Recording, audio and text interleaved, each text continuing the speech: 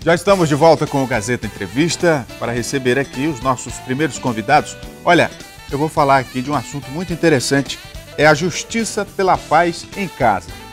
É uma iniciativa do Tribunal de Justiça para acelerar o julgamento de processos na vara de violência doméstica e familiar. É uma única vara que existe aqui em Rio Branco para cuidar de todos esses processos. E aí há uma demora no julgamento e agora vai acontecer um mutirão com vários juízes para acelerar esses julgamentos. E a gente vai falar desse assunto daqui a pouco. Deixa eu só dar um recado aqui, o recado da Recol Pharma e do Barriga Verde. Olha, você que quer ganhar um carro 0 km, presta atenção nessa novidade, é a promoção do carrão. Nas compras a partir de R$ 30 na Recol Pharma ou no Barriga Verde, você ganha um cupom para concorrer a esse carrão que aparece aí na sua tela. É uma Sportage novinha que está esperando por você em toda a rede Recol Pharma e no Barriga Verde. Só não vale para as compras de medicamentos na Recol Pharma em respeito à legislação. Os demais itens todos você compra e concorre. E no Barriga Verde em toda a linha de produtos. Então participe, boas compras e boa sorte. E agora eu convido aqui a desembargadora Valdirene Cordeiro e a doutora Shirley Menezes, que é a juíza da vara da violência doméstica e familiar. Por favor, podem vir para cá. Boa noite, tudo bem? Tudo bem? Sejam bem-vindas. Então, a vara da violência doméstica e familiar, como eu citei, é uma única vara que cuida de todos os processos. Então, é muito trabalho e a senhora é a única juíza, né? Isso. Nós temos uma média de 4.000 processos, né? E a gente faz o possível para que esses julgamentos sejam rápidos, mas infelizmente é humanamente impossível. Quanto tempo em média demora para que um processo desse chegue ao final? 2 anos. Uma média de 2 anos, até porque se chegar a 3, muitas vezes ocorre a prescrição. Então nós tentamos fazer o possível para que não chegue a 3, 4 anos. E como é que vai funcionar essa iniciativa, esse mutirão de trabalho? Nós vamos ter o apoio de colegas, de outros juízes de varas criminais, serão 7 outros juízes, né, 8 comigo, e nós vamos fazer audiências na segunda, terça e quarta-feira e também na sexta-feira, quinta-feira é feriado, e eles vão auxiliar julgando também processos, né? E nós marcamos 156 audiências de instrução e julgamento, mais 100 audiências de retratações.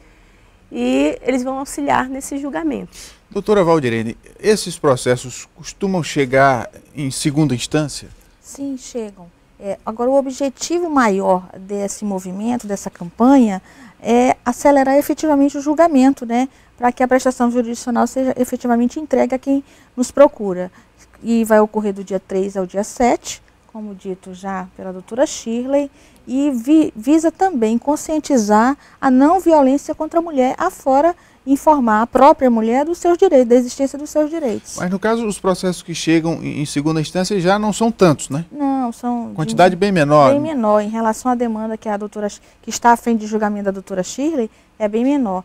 No interior também tem os juízes de vara genérica que atuam também nas ações penais com esse tema, né? Agora, essa demora, em que isso pode, digamos assim, favorecer a impunidade, de modo que os agressores achem que é comum, ou seja, que não vai ter uma punição, que não vai ter uma pena?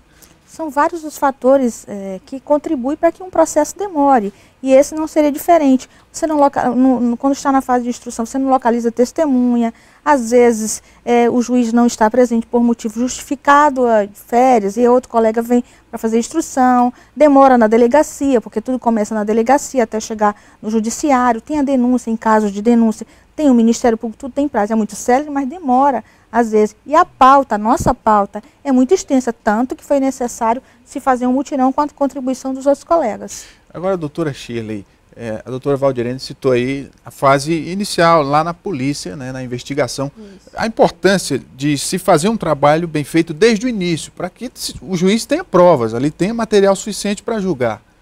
Isso, com certeza. Porque nós julgamos exatamente com essas provas, né? Mas geralmente os inquéritos, eles têm vindo completos, sim. A doutora Juliana, que é a delegada titular, tem cuidado para que eles venham de forma correta. A questão é que a delegacia também tem muitos processos, né? Os nossos números, infelizmente, são alarmantes. nós temos uma média de 6.000 inquéritos ainda aguardando conclusão na delegacia. Então, isso tudo faz com que essa demora, infelizmente, ocorra. Mas esses 6.000 inquéritos que a senhora fala, todos nessa área? Todos nessa área. De violência contra a mulher? Todos que vão para a vara depois. Além dos 4.000. Um número muito grande, né? Desde a criação da vara, em 2008, que tinha à frente a doutora Olívia Ribeiro, já passaram mais de 10.000 processos, quase 15.000 processos, né? Na verdade, eu dei uma consultada hoje, já foram registrados 33.000. E em que medida, quando o réu é condenado e cumpre a pena, em que medida eles voltam a praticar esse tipo de violência? Há uma ressocialização ou há uma reincidência muito grande? Nós vemos algumas vezes essa reincidência, né? Então, em razão disso, nós na vara tentamos fazer um outro trabalho, que é de conscientização, tentar conscientizar inclusive nas escolas, né? Para começar desde cedo até essa ideia de não violência em casa. Porque muitas vezes, na maioria das vezes, começa realmente em casa, porque a criança ou adolescente vê os pais fazendo. E no caso dos processos, nós temos a equipe multidisciplinar, que nós já estamos desenvolvendo um trabalho no dia 7 mesmo, e já faz parte dessa programação. Nós faremos algumas palestras, a equipe já tem grupos reflexivos com homens, com mulheres, justamente para evitar essa reincidência. Quando se trata de processo civil, a conciliação é vista como uma alternativa, mas no caso do processo penal, isso não existe, né? Quer dizer, é o rigor da lei. Não tem conciliação nesse quesito. Tem a denúncia formulada, tem a fase de retratação, dependendo de alguma circunstância possível ocorrer. Tanto como a doutora Chile falou, na sexta-feira, dia 7 de agosto, agora já está agendado mais ou menos 100 audiências com esse intuito de retratação, né? Sim. Da ação penal. Mas o que nós temos que deixar sacralizado é que violência não é o que nós podemos seguir, né? A cultura machista de antes já não pode existir ainda na nossa sociedade. Nós estamos num milênio tão avançado e, ao mesmo tempo, tratando de questões tão rudimentares como é a violência contra a mulher. A mulher tem o mesmo espaço. E dentro desses números que a senhora coloca, qual o percentual de, por exemplo, agressão física, né? Alguns são homicídios, enfim, como é que é ranqueado esses crimes?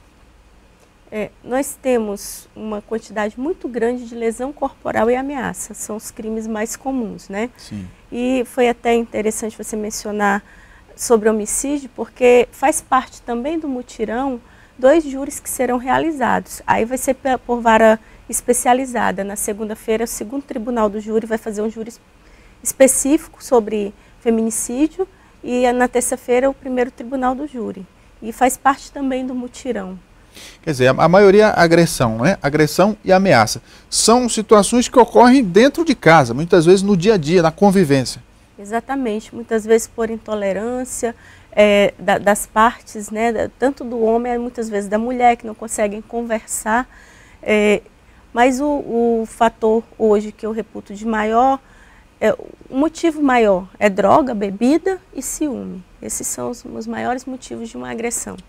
E de que maneira o judiciário consegue, digamos assim, contribuir para diminuir a incidência da violência? Evidentemente fazendo o seu papel, mas articulando com outras instituições para trabalhar de modo preventivo, né? Porque você vê, a droga, né, o ciúme, quer dizer, são questões que talvez ajuda de um psicólogo, né? Ou talvez trabalhar para se reduzir o consumo de drogas na sociedade de uma forma geral. Nós temos aqui a rede, que é a Reviva, a rede de proteção à mulher. Então, o judiciário trabalha junto com o executivo, municipal, estadual, né, com o Ministério Público, exatamente para esse tipo para tentar reduzir a violência. Então, nós fazemos encaminhamentos para a Casa Rosa Mulher, que faz um trabalho muito bonito de tentar fazer com que a mulher se empodere mais e reduza, ela aceite menos ser agredida, né? Porque muitas vezes a mulher acaba aceitando aquela situação. Então, nós temos tentado fazer esse trabalho em conjunto, porque, na verdade, o trabalho tem que ser conjunto, né? O fato da mulher, muitas vezes, se sentir amedrontada e ficar retraída para fazer uma denúncia, para testemunhar. Isso dificulta o trabalho de vocês, de algum modo? Dificulta, mas assim, o que acontece é que ela não chega. Quando ela fica amedrontada, ela não vai nem na delegacia. Mas ela vai muitas vezes nesses locais. Ela pede ajuda lá e lá ela consegue. Eu vou dar o exemplo da Casa Rosa Mulher, onde ela consegue perceber que pode trabalhar, que pode fazer alguma coisa, que pode não depender somente do homem. E aí ela vai ganhando forças para poder chegar até a delegacia e, consequentemente, até a vara. E normalmente quais são os tipos de penas, ou quanto tempo de prisão, por exemplo, que o réu pega num caso como esse, sendo condenado? Então, as penas não são altas, né? São as que estão no Código Penal. Uma lesão corporal simples é de 3 meses a 3 anos.